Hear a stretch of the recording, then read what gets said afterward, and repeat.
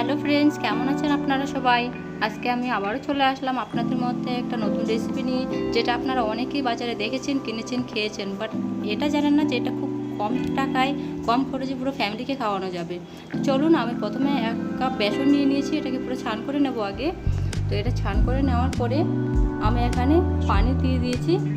তো পানি দেওয়ার পরে এটাকে আমি পুরোটাই মিক্স করে নেব।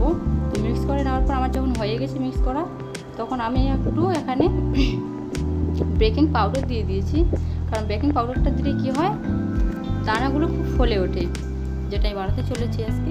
দেখুন কত সুন্দর ব্যাটারটা আমি তৈরি করেছি। সেম এইরকমই তৈরি করবেন আপনারাও, না ভারী না পাতলা, যেরকম দেখছেন ঠিক সেইভাবে করবেন।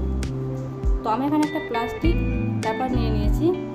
আপনারা চাইলে যে কোনো পেপার বাড়িতে থাকতে পারে, যে কোনো পেপারই নিতে পারেন প্লাস্টিকের। তো যাই হোক, আমি এখানে এটা ট্রান্সফার করে নিচ্ছি ব্যাটারগুলো। আমার অলরেডি নেওয়া হয়ে গেছে ট্রান্সফার করে, দেখতে পাচ্ছেন আপনারা। আমি প্লাস্টিকের ব্যাগটা কীভাবে মুড়ে নিয়েছি। এবার আমি একটা কাঁচের সাহায্যে সামান্য একটা ছেদ করে নেব। এবার দেখুন আপনারা, আমি কিন্তু মিডিয়াম হাইটে তেলটা গরম করে রেখেছিলাম। এবার দেখুন কত সুন্দরভাবে টিপ টিপ টিপ টিপ করে পড়ছে, একদম বিন্দুর মতো হয়ে গেছে। আপনারা দেখতে পাচ্ছেন এখানে মতির দানাগুলো খুব সুন্দরভাবে আমি বানিয়ে নিয়েছি। তো দেখুন কত সুন্দর হয়েছে, একদম যেরকম হয় অরিজিনালি এরকমই হয়েছে। আপনারা দোকানে দেখেছেন, অনেক ধরনের রেসিপি দেখেছেন, বাট এটা খুব সহজ একটা রেসিপি, যাতে সবাই বানাতে পারেন। আপনারা দেখতেই পাচ্ছেন কত সুন্দর।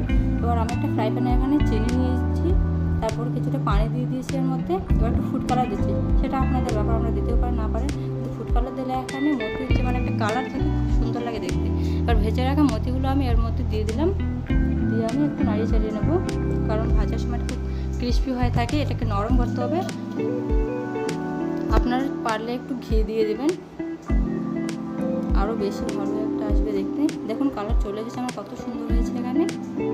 এবার আমি একটু উপর থেকে ড্রাই নাটস আগে থেকে কেটে রেখেছিলাম, সেগুলো দিয়ে দিলাম। দেখুন ফ্রেন্ডস, কত সুন্দর আমি রেডি করে ফেলেছি।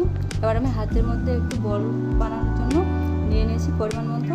আপনারা কেমন সাইজের করবেন সেটা আপনাদের ব্যাপার। আমি একটু হাতের মধ্যে আজকে ঘি লাগিয়ে রেখেছিলাম, যাতে হাতের মধ্যে লেগে না যায়। কত সুন্দরভাবে দেখুন ধীরে ধীরে আমি চাপ দিয়েছি, কত সুন্দরভাবে একদম গল হয়ে গেছে, পারফেক্ট যেরকম আমরা দোকানে দেখি ঠিক সেরকম। কিন্তু এটা কম খরচে, মাত্র 10 টাকা পুরো ফ্যামিলিকে খাওয়াতে পারবেন।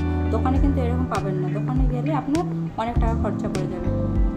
এবার দেখুন কত সুন্দর, বাড়িতে ছোট থেকে বড় সবাই পছন্দ করে এই খাবারগুলো, আর আমাদের বাঙালির তো খুব ফেভারিট একদম। কত সুন্দর হয়েছে লাড্ডুগুলো, দেখুন বাড়িতে আত্মীয় আসলে তাদেরকেও পরিবেশন করতে পারবেন। আমি একটা ভেঙে দেখাচ্ছি আপনাদেরকে কেমন বানিয়েছি আমি। তো প্লিজ ফ্রেন্ড, আপনার যদি ভালো লেগে থাকে লাইক করবেন, কমেন্ট করবেন, শেয়ার করবেন, বেশি বেশি করে সাবস্ক্রাইব করবেন। Thank you friends.